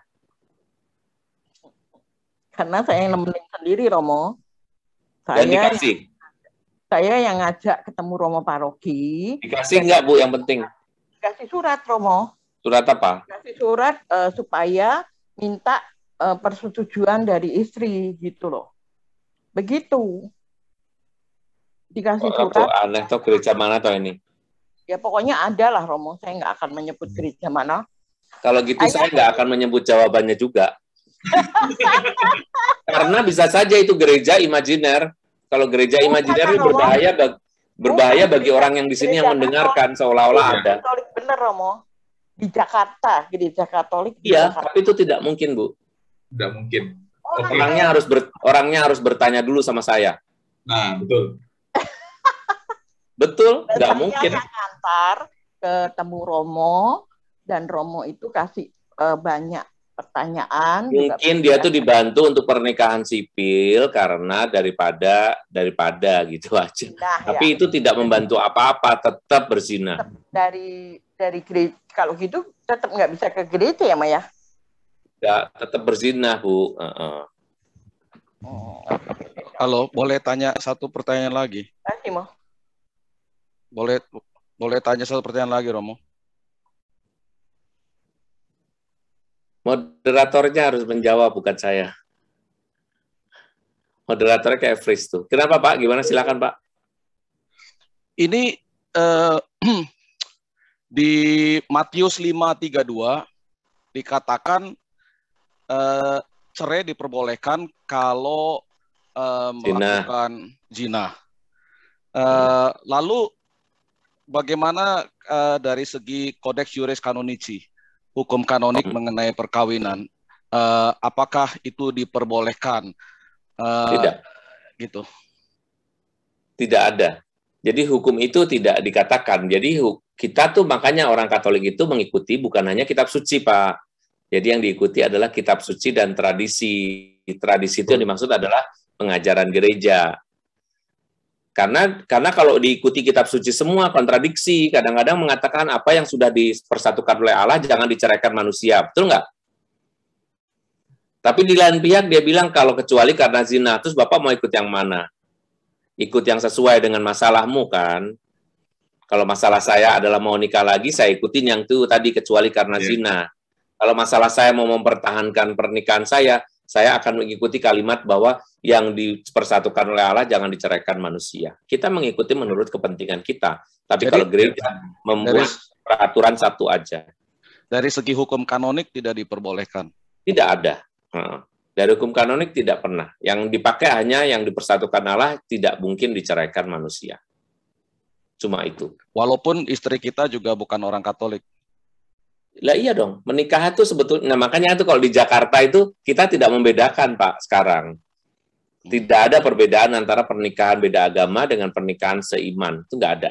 Karena efeknya sebetulnya sama. Terima kasih. Romo, ada yang mau nanya nih. Kalau pasangannya meninggal, terus salah satunya mau menikah lagi, boleh apa enggak? Ini pasti boleh jawabannya.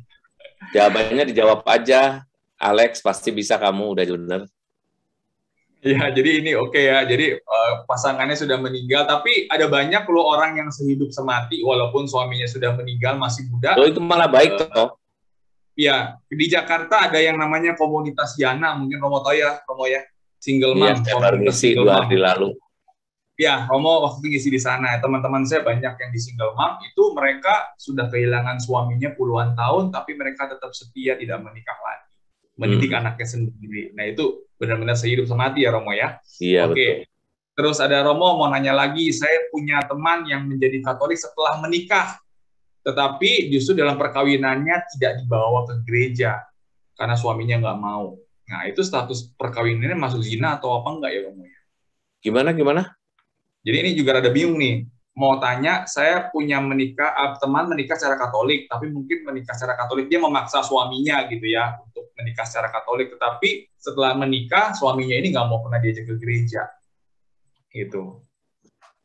Oh, pernikahan itu tetap sah. Pernikahan kalau udah nikah di gereja tetap sah. Dosa itu dosanya lain, dosa nggak mau ke gereja, dosa males. Tapi pernikahannya tetap tidak dibatalkan. Oke. Jadi tidak dibatalkan ya. Maaf Ko Alek, bukan. Maksudnya gini. Oke. Ya Ingrid. Saya ada teman. Jadi dia Katolik setelah menikah, Romo. Jadi kan tadinya sama-sama Buddha. Nah, saat istrinya menjadi Katolik setelah nikah, cuma perkawinannya itu enggak dibawa ke gereja untuk pemberkatan. Karena suaminya nggak mau. Iya, suaminya nggak mau. Jadi statusnya gimana ya, Romo? Sedangkan dia menjalani biasa aja sih, terima komuni biasa aja gitu. Terima kasih, Romo. Biasanya itu menikahnya dengan dispensasi, Bu. Masa menikah nggak ada upacara sama sekali kan nggak mungkin. Biasanya upacaranya ada, cuma diabaikan. Dia menikahnya secara Buddha, Romo, karena kan. Nah iya, itu berarti sudah ada dispensasi. Tapi kalau belum ada dispensasi, pernikahannya adalah pernikahan yang tidak sah dan tidak boleh menerima komuni.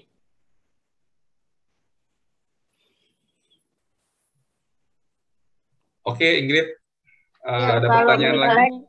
Tanya Romo, sekedar bertanya. Kalau mereka menikahnya kan sebelumnya dua-duanya Buddha, berarti kan pernikahannya secara Buddha, Romo. Lalu yang perempuan masuk Katolik menerima komuni, nggak apa-apa kan, Romo, sah aja. Cuma mungkin perlu pemberesan pernikahan atau gimana, Romo? Ibu suaranya putus-putus, aku nggak dengar. Aku jelasin, Romo. Jadi ada dua menikah secara Buddha nih, suami istri. Terus istrinya convert jadi Katolik seperti itu, Romo. Nah, boleh nggak yang convert jadi Katolik ini, yang pindah jadi Katolik ini terima komuni seperti itu? Dan perlu ada pemberesan pernikahan nggak gitu loh, Romo? Ya. Nggak perlu. Kalau cuma itu aja malah disyukuri. Tapi yang dibereskan justru pernikahannya. Jadi pernikahan misalnya antara beda agama, Katolik dengan Buddha ya misalnya. Sama-sama Buddha, Romo. Oh, sama-sama Buddha kemudian sama-sama masuk Katolik. Salah satu. Kalau salah satu masuk Katolik ya nggak masalah, perkawinannya tetap sah toh. Nggak boleh terima komuni nggak? Boleh terima komuni nggak? Boleh dong. Boleh. Perlu ada pemberesan pernikahan nggak, Romo? Gini Bu, cara berpikirnya gini, supaya nggak setiap case selalu ditanyakan. Jadi, kalau misalnya dia itu sudah menikah, Buddha dengan Buddha, sah nggak ini? Ya kan? Kalau kita mengatakan itu sah perkawinan karena dia orang Buddha, nikah dengan Buddha, sah kan? Nah, udah. Berarti gereja ngikutin mengatakan itu sah gitu loh. Nah, maka kalau dia salah satunya kemudian masuk Katolik, itu kan cuma convert di tengah-tengah. Tetapi pernikahannya kan sah, dicatat kemudian pada menikah pada tanggal sekian, gitu. Jadi nggak ada hubungannya dengan iman, malah justru baik kan ini kan, salah satunya masuk ke Katolik. Kalau misalnya yang satu lagi akhirnya masuk Katolik pasangannya, dengan sendirinya pernikahannya itu dinaikin ke sakramen gitu. Oh, gitu. Jadi bukan perkawinannya dirubah, diperbaiki, enggak, perkawinannya nggak ada yang salah. Cuma malah dinaikin martabatnya. Tapi Romo, kalau dia berubah salah satu ya. Hah? Romo, maaf. Romo dulu ada istilah pemberesan perkawinan itu apa ya, Romo? Oh, lain kalau itu. Nikahnya belum beres memang. Kalau ini kan nikahnya, jadi makanya prinsipnya tadi nikahnya udah beres belum? Kalau udah beres ya nggak usah diubah. Islam menikah, ya toh? Nah, beres nggak pernikahannya? Beres kan? Nah, kalau salah satunya masuk Katolik, ya nggak perlu pernikahannya diberesin, ngapain? Wong sudah beres. Tinggal dicatat aja toh, bahwa dia sudah menikah kan gitu. Oke. Clear ya Bu nggak ya? Nggak usah bingung. Gereja menghargai perkawinan semua orang. Ada pertanyaan lagi mungkin bisa di-unmute saja nih yang di chat. Sudah habis.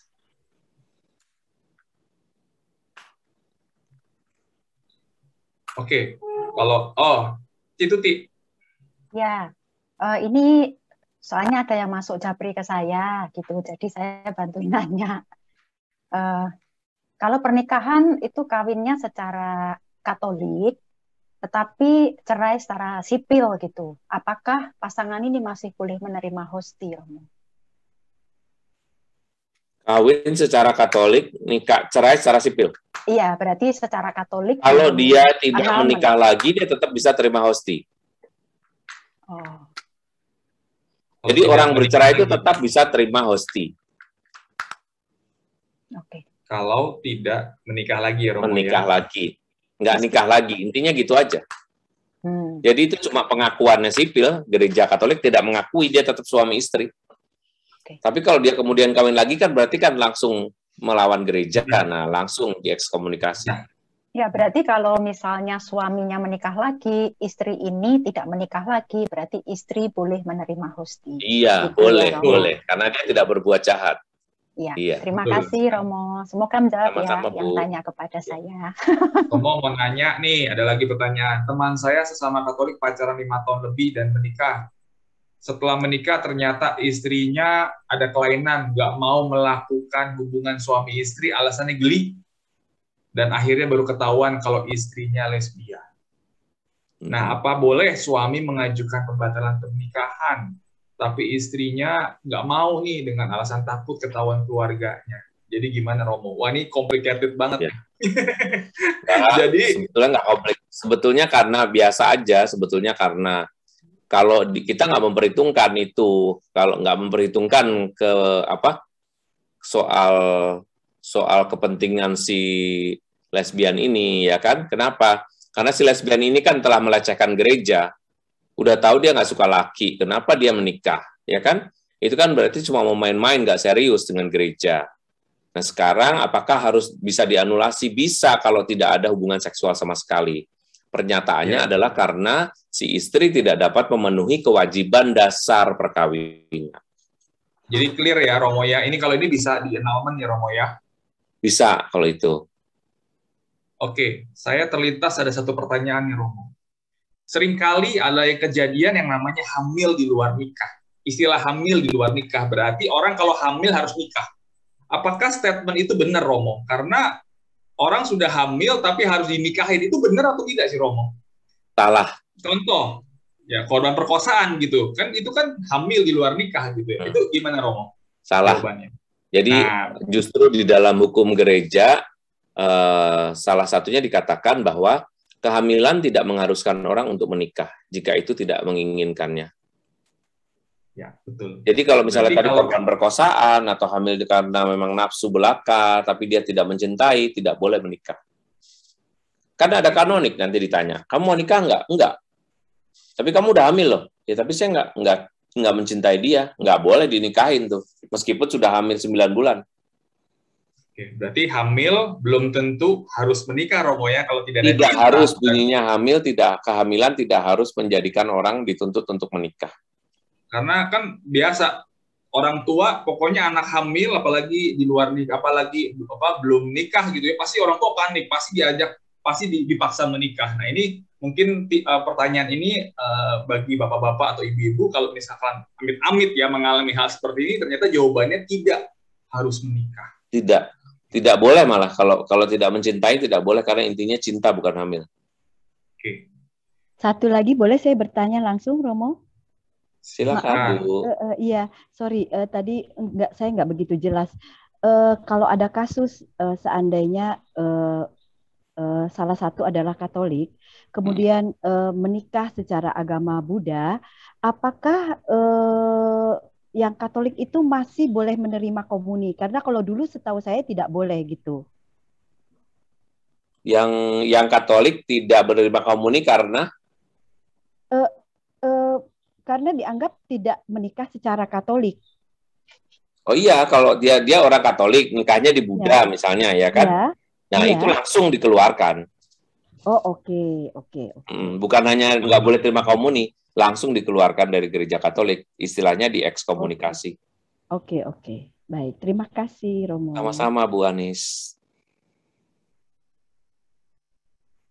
Romo, adik saya menikah dengan Muslim dan menikah di gereja Katolik, tapi mereka sudah cerai, apa dia masih bisa terima komuni? Jadi suami istri menikah, salah satunya Muslim, ya yang Katolik ini masih boleh terima komuni nggak kalau sudah cerai?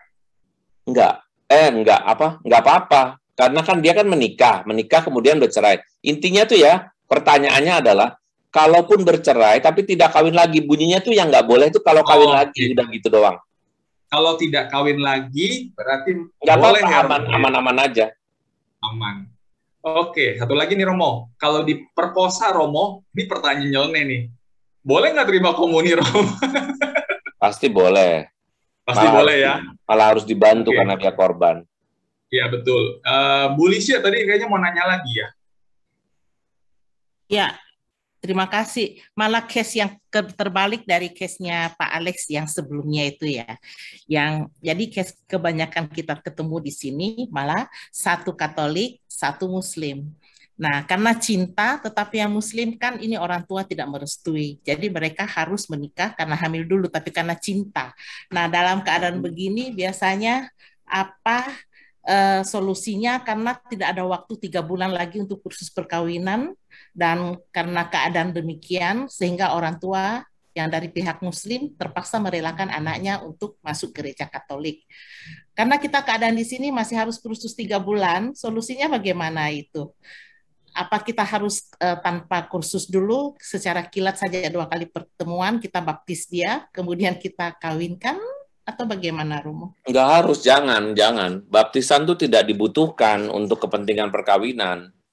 Jadi kalau dia nggak mau jadi Katolik ya nggak usah, perkawinan campur aja kan bisa. Yang justru pasangannya mau. Mereka waktu pacaran masuk, tetapi orang kalaupun mau, tetapi tidak boleh dipaksa untuk segera ya. Jadi harus menyelesaikan dulu aja.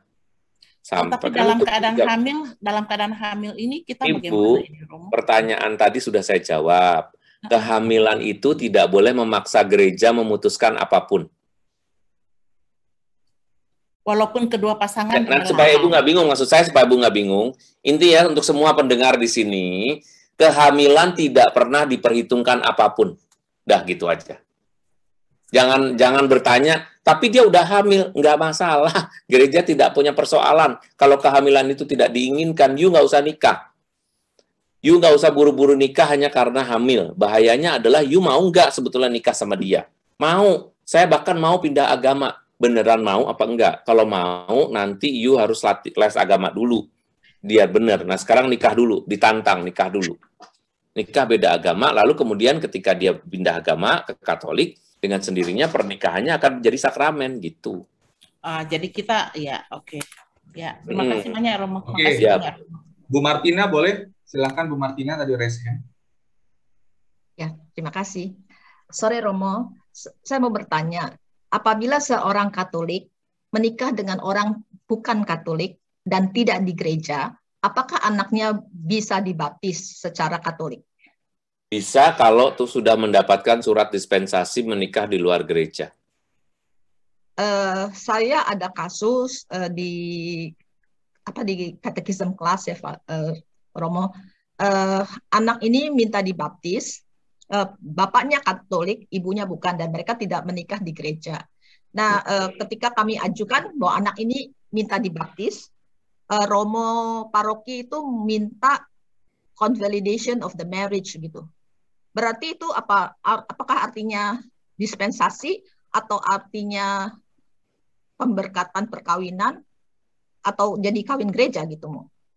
Ya sebetulnya itu konvalidasi segala itu urusannya beda dengan pembaptisan ya, karena pembaptisan itu maksudnya kan anaknya masih kecil. Jadi gereja itu sebetulnya punya semacam penyelesaian pastoral. Penyelesaian pastoral itu penyelesaian yang tidak hukum ya, artinya tidak berkaitan dengan hukum, artinya tidak harus, tetapi untuk segi pastoral ini baik, yaitu supaya ini anak kecil ini tidak hidup di dalam keluarga yang nggak jelas imannya, maka disuruh orang tuanya ngeberesin imannya dulu, gitu. Jadi kalau setelah perkawinan orang tua ini dikonvalidasi ya, Romo, apakah ini berarti kawin gereja gitu ya, Romo ya? Iya, kalau konvalidasi pasti kawin gereja kalau bisa. Oke, ya. Konvalidasi itu maksudnya kan divalidkan, disahkan. Disahkan. Iya. Ya. Makasih, Romo. Ya, Bu.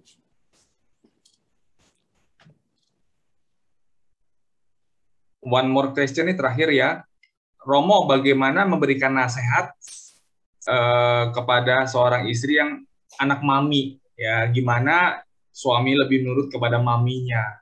Gitu ya. Ini pertanyaan klasik sih, Romo. Menikah lebih sayang sama maminya gitu kan, karena dulu sama maminya anak cowok nih biasa nih. Nah, itu pernah saya alami sih Romo. Tapi Romo bisa menjawab, Romo tahu saya. Jadi Silakan, jadi si istri komplain suaminya anak mami. Ya, lebih turutin kata-kata maminya. Terus apa yang harus, maksudnya nih pertanyaannya apa? Pertanyaannya nasihat kepada suaminya gimana nih nasihatnya kepada nasihatnya jangan anak jadi anak mami karena kamu menikah dengan seorang perempuan yang sama martabatnya dengan mamimu. Kalau misalnya kita menikah lalu kita masih mami-mamian, nanti maminya meninggal, you tidak akan bisa bahagia karena you sudah mengandalkan dan sudah menggantungkan dirimu pada mamimu. Nah, yang akan menemanimu sampai mati itu adalah istrimu. Maka baik-baiklah sama dia. Kamu menikah kan bukan berarti cari pembantu kan, atau cari tukang bikin anak kan. Kamu menikah kan untuk menjadi teman hidup, dan teman hidup itu tidak tergantikan even dengan orang tuamu atau mamimu gitu. Dan sebetulnya untuk para penggemar mami-mami ini ya, atau para pecinta mami-mami yang tidak pernah bisa lepas dari mami-mami ini adalah bahwa ketika kamu membandingkan dengan antara istri dengan mamimu, itu menyakiti hati istrimu. Karena dua perempuan tidak mungkin disatukan dalam satu case yang sama. Mereka akan berebutan tempat untuk untuk membuat amaze si suaminya gitu, pengen dihargai, pengen dinilai baik, gitu-gitulah. Jadi jangan pernah membandingkan istri dengan maminya. Itu menjengkelkan sih. Tapi itu tanda sih sebetulnya, anak mami itu sebetulnya tanda bahwa si anak sendiri itu belum dewasa ya. Dan itu kalau jadi pattern ya, lewat usia 40 tahun nggak berubah biasanya. Oke. Terakhir ya, udah terakhir nih. Terakhir satu pertanyaan. Karena ini bagus pertanyaannya. Habis itu kita foto dulu, jangan leave dulu karena Romo nanti akan memberikan rekan. Romo, ada pasangan yang tidak bisa menikah di gereja Katolik karena salah satunya ditinggal istri yang tidak sehat, mental yang diduga bipolar atau borderline. Apakah anak-anak mereka yang di luar nikah ini bisa dibaptis? Dan apa bisa mengajukan anulasi perkawinan? Diulang, jadi dia menikah dengan seorang yang penyakit bipolar. Bukan menikah, belum menikah. Karena salah satunya ditinggal, dia sudah menikah tapi ditinggal sama istrinya karena istrinya nggak sehat mental, diduga bipolar. Tapi nikah nggak tuh? Nikah nggak? Nikah benar? Nggak ditulis di sini. Dia pokoknya pasangan ini tidak bisa menikah lagi. Misalkan suami menikah, istrinya bipolar, ditinggal sama istrinya. Nah suaminya ini bisa menikah lagi nggak? Itu nggak bisa, suaminya tetap nggak bisa menikah lagi karena perkawinan mereka udah sah. Oke. Kecuali bipolar itu mempengaruhi kehidupan bersama, ya. Artinya sering mukul, atau nanti suka bawa-bawa pisau, memukul, atau membunuh, gitu-gitu, nanti akan diizinkan oleh gereja untuk minggat dari rumah. Bahasanya supaya gampang, supaya Anda ingat. Diizinkan kabur dari rumah untuk melindungi dirinya sendiri dan anak-anak. Dan itu mendapatkan izin yang legal dari pastor paroki, bukan dari saya. Oke. Sudah waktunya, kelewat 2 menit. Nggak apa-apa. Thank you, Romo. Kalau misalkan diterusin sampai besok, Romo nggak kelar gitu ya. Karena perkawinan itu pasti banyak tanya jawabnya. Thank you untuk tanya jawab yang luar biasa. Terima kasih Bapak Ibu. Yuk, sebelum kita tutup, kita foto bareng dulu ya. Bapak Ibu, tolong dibuka videonya. Mungkin Ci Susan boleh foto bareng. Iya. Kita kasih wajah yang paling ganteng dan paling cantik. Oke, ada 7 halaman. Hari ini Romo hampir tembus 200 orang nih. Pesonanya Romo Erwin luar biasa. Hampir tembus 200-an, tadi 190 something gitu ya. Oke, kita mulai ya. Ada 7 halaman, harap bersabar sebentar ya. Halaman 1. 7 halaman tuh Romo, sampai besok nih fotonya. 2, 3. Halaman kedua, 1, 2, 3. Halaman ketiga, 1, 2, 3. 4, 1, 2, 3. 5, 1, 2, 3. ke-6, 1, 2, 3. Halaman terakhir, 1, 2, 3. Ya, silakan Alex. Oke, thank you Ci Susan untuk foto-fotonya. Setelah ini mungkin dari Cituti atau dari PDKKYAS akan memberikan pengumuman.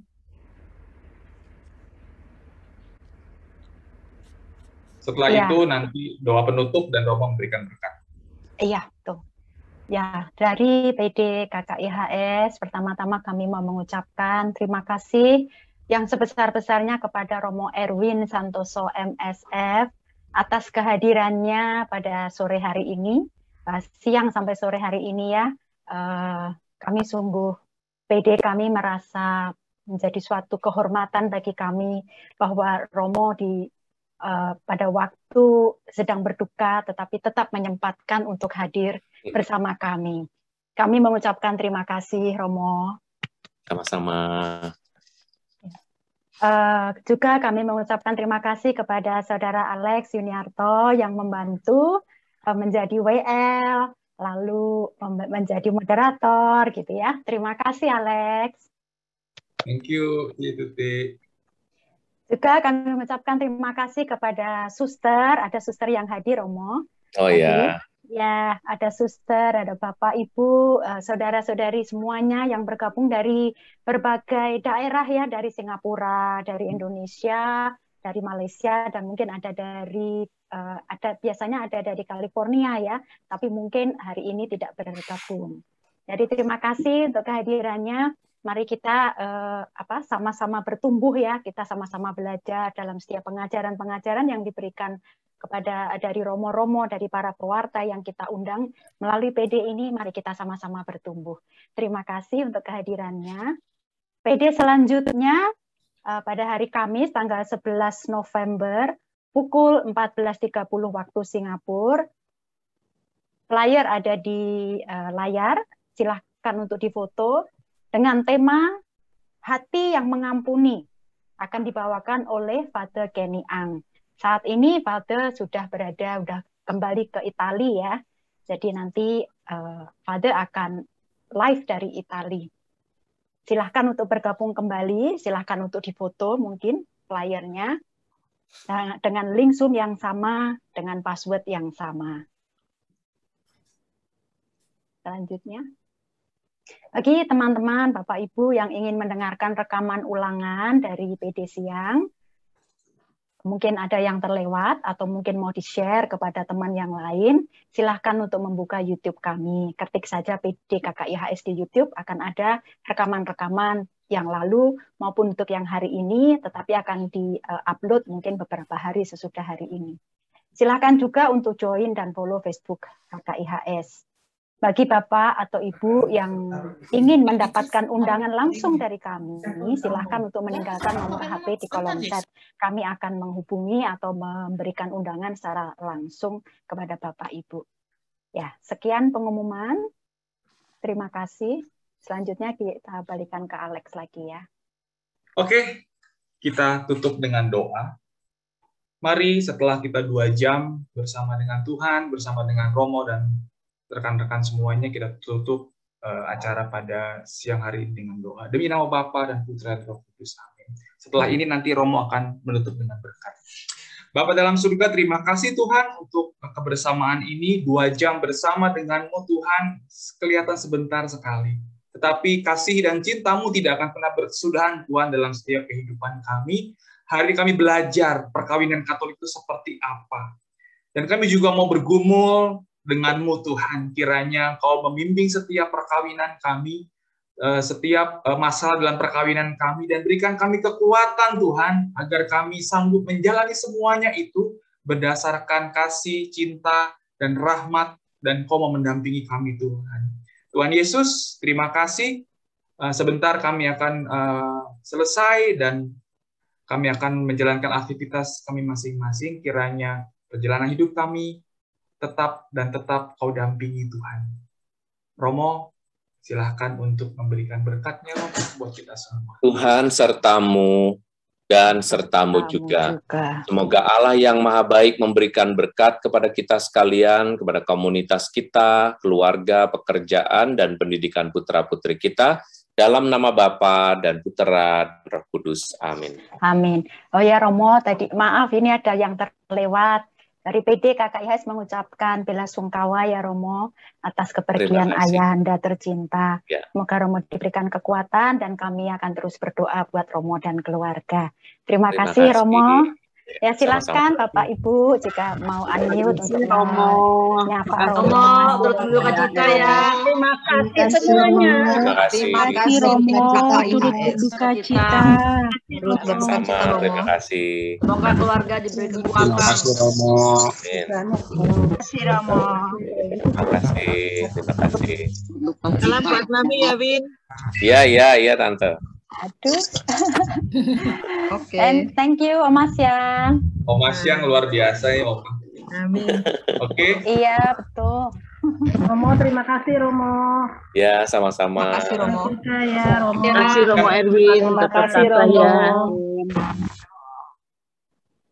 Banyak WA Romo, yang mungkin- masuk tadi Romo menanyakan Romo gitu. Jadi takut PD hari ini kenapa gitu. Di luar sana itu banyak sekali yang mengasihi Romo. Semua udah tahu tuh. Iya. Ada nanya, jadi apa enggak ya? Jadi apa enggak ya? Tapi luar biasa Romo, luar biasa. Thank you so much berkatnya buat Ya, kita semua. welcome. Oke. Salam Romo Erwin. Sampai next time Romo. Thank you Bu Mila. Terima kasih. Sinta, thank you for coming. Pamit Sinta. ya. Sinta. Pamit Tuti. Iya, thank you. Tuti. Thank you Sisil. Saya live ya. Thank you Bu Irena.